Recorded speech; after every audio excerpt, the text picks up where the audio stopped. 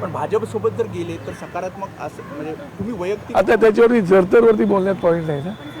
आपण एखादा विषय जरतरवरती बोलण्यापेक्षा आपण असं वाटतं की जे आजची भूमिका त्यांची मांडलेली आहे, आज संध्याकाळी ते षण्मुखानंद हॉलला जाणार आहेत, त्यावेळेला त्या ठिकाणी दोन्ही बंधू असणार आहेत, त्या ठिकाणी ते संबोधित करणार आहेत.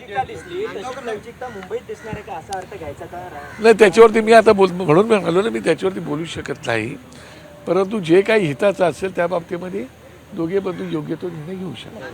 संजय राऊत म्हणतात की एकवेळ भाजपसोबत आम्ही जाऊ, मात्र शिंदेच्या शिवसेनेसोबत जाणार नाही असं संजय राऊत म्हणताय. भाजपसोबत जाणं हे पसंत असणार आहे का? ते आता मी त्याच्यावरती भाष्य करणं, कारण मी पक्षप्रमुखच जे निर्णय घेतील त्याच्यावरती मी बोलणं उचित नाही.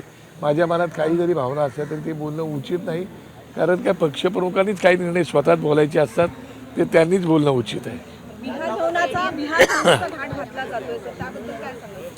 नाही, मला असं वाटतं की एवढं पण करू नये ना.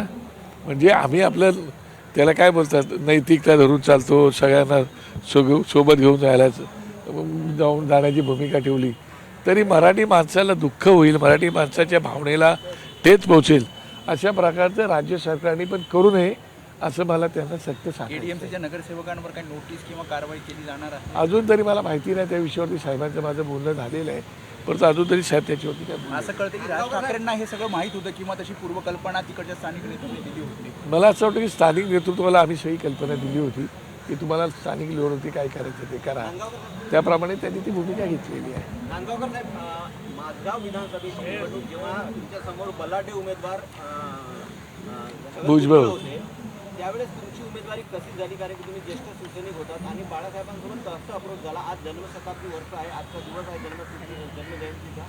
तुम्ही एकंदरीत तो किस्सा काय होता थोडं? नाही, कसं आहे की बाळासाहेबांसोबतची जी म्हणजे सन्मान्य भुजबळ साहेबांच्या समोर जी माझी उमेदवारी दिली होती ती सन्मान्य राजसाहेबांनीच माझी उमेदवारी त्यावेळेला की सामना प्रेसमध्ये राजसाहेब होते, उद्धव साहेब होते, पण राजसाहेबांचा प्रामुख्याने त्याचा रोल होता आणि त्यावेळेला त्यांनी मला सांगितलं होतं की तू भुजबळ साहेब